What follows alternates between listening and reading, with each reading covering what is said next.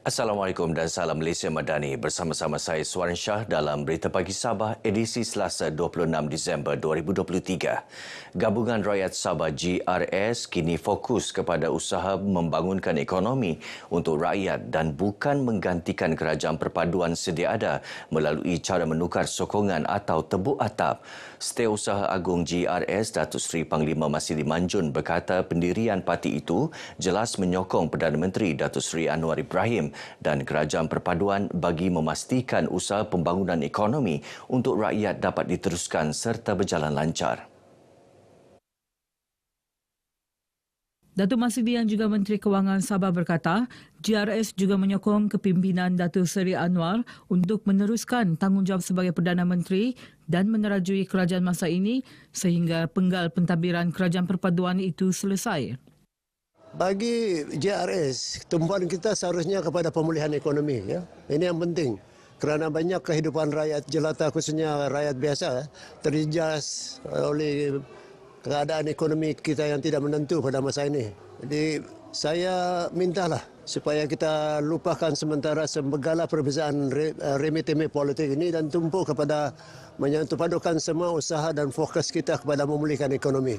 Kita merasa selesa di bawah kerajaan perpaduan ini kerana kita sekurang-kurangnya dihargai dalam sebuah kerajaan yang berbentuk kerajaan perpaduan. Beliau ditemui ketika menghadiri Rumah Terbuka Christmas dan Tahun Baharu 2024, Anjuran Parti Bersatu Sabah, PBS dan Parti Solidariti Tanah Airku STAR yang turut dihadiri Yang di-Pertuan Negeri Sabah Tun Juhar Mahiruddin di Penampang. Sambutan perayaan Krismas dan cuti sekolah dimanfaatkan masyarakat meluangkan masa bersama keluarga terutama membawa anak-anak bersantai dengan pelbagai aktiviti menarik. Ini termasuk menyokong kempen derma darah yang dijalankan institusi perubatan sepanjang musim selain mengunjungi pusat beli belah dan pusat permainan. Bagi Pusat Transfusi Tabung Darah Hospital Duchess of Kent HDOK Sandakan, kesempatan ini dijadikan platform untuk terus memperkasa kempen derma darah untuk pesakit memerlukan. Semestinya ahli keluarga dan juga anak-anak akan berkunjung ke tempat-tempat shopping mall ataupun tempat-tempat yang untuk beriadah lah. Dalam masa yang sama boleh berkunjung ke kempen derma darah di tempat-tempat yang telah disediakan lah. Sekaligus untuk menderma darah di mana keadaan darah, tabung darah kita sekarang ni terutama darah jenis O telah berkurangan. Sementara itu, orang awam yang ditemui seronok dapat bersama-sama keluarga sempena musim cuti umum hujung tahun selain merehatkan diri daripada kesibukan kerja. Saya balik bercuti sambil juga bekerja. Dan saya rasa cuti sekolah ni adalah waktu-waktu yang sangat bagus untuk family lah untuk pergi bercuti, menderma darah. Satu aktiviti yang sangat bermanfaat sebab sambil kita tolong orang, kita tolong diri sendiri juga. Di masa cuti Christmas ni, saya ada nampak iklan derma darah, jadi saya datang untuk derma darah. Lepas ni mungkin kami akan jalan-jalan pergi Taman Buaya lagi. Lama sudah kan tak balik kampung, jadi ambillah masa ni untuk tengok balik kampung halaman tu. Sebab lama sudah bekerja di KK, saya rindulah juga di kampung halaman. Di Kota Kinabalu, ibu bapa meluangkan masa dengan anak-anak di Pantai Tanjung Aru. Ya, setiap kali cuti kami bersama-sama keluarga lah, luangkan masa bersama. Kelebihan dia silaturahim makin rapat lawang, makin bahagia satu keluarga. Kebanyakannya menghabiskan cuti dengan anak-anak lah. Kita cari sebab anak-anak pun cuti sekolah.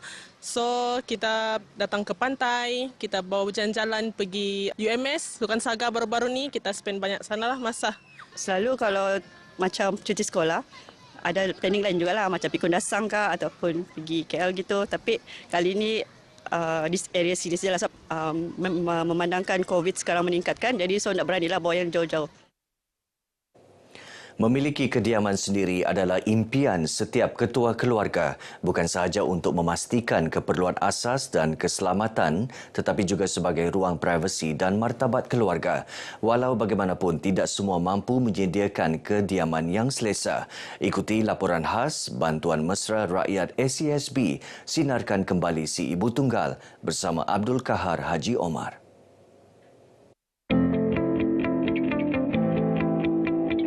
Rumah berukuran 6 meter lebar dan 9 meter panjang mula dibina sejak Oktober tahun ini dan siap sepenuhnya pada awal bulan Disember.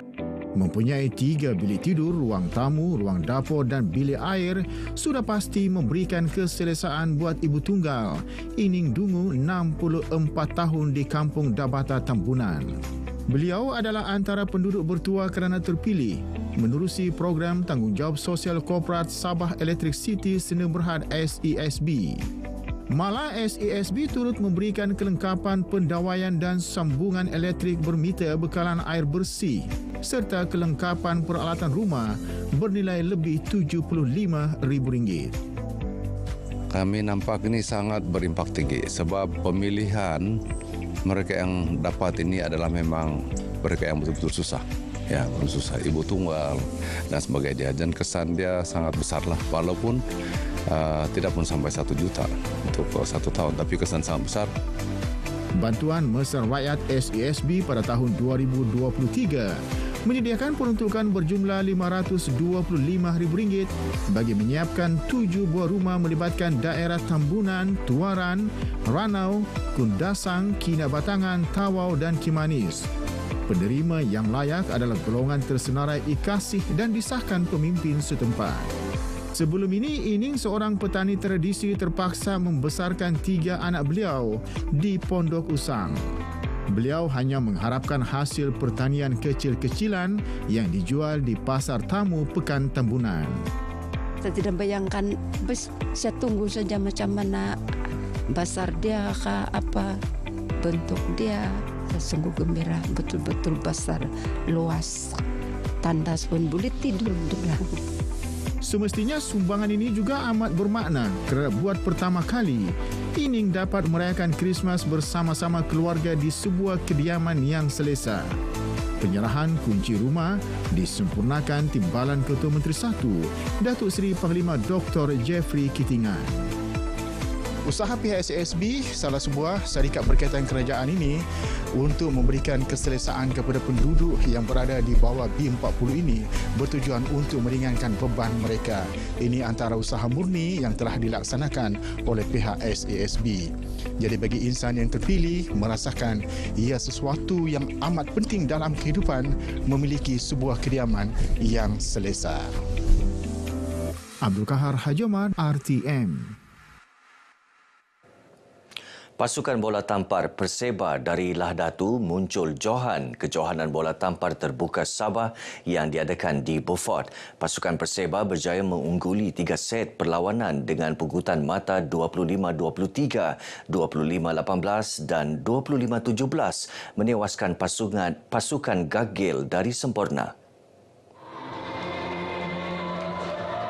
Perseba membawa pulang hadiah wang tunai RM5,000, trofi dan medal sementara pasukan Gagil memenangi hadiah wang tunai RM2,500, trofi dan medal.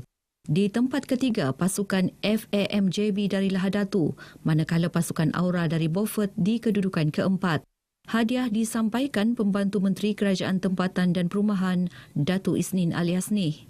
Ketika ditemui media, Datuk Isnin berbangga dengan semangat kesukanan yang ditunjukkan semua pemain dan berharap penganjuran sukan sedemikian dapat melahirkan bakat sukan terbaik sekaligus mewakili negeri ke arena sukan antarabangsa. Saya mengharapkan hasil daripada pertandingan ini akan kita lahirkan bakat-bakat baru dan supaya nanti dalam sukan sukma ataupun sukan yang terbuka Malaysia dan sebagainya mereka mampu boleh bertanding di peringkat yang lebih bagus lagi dan kita boleh menjuarai.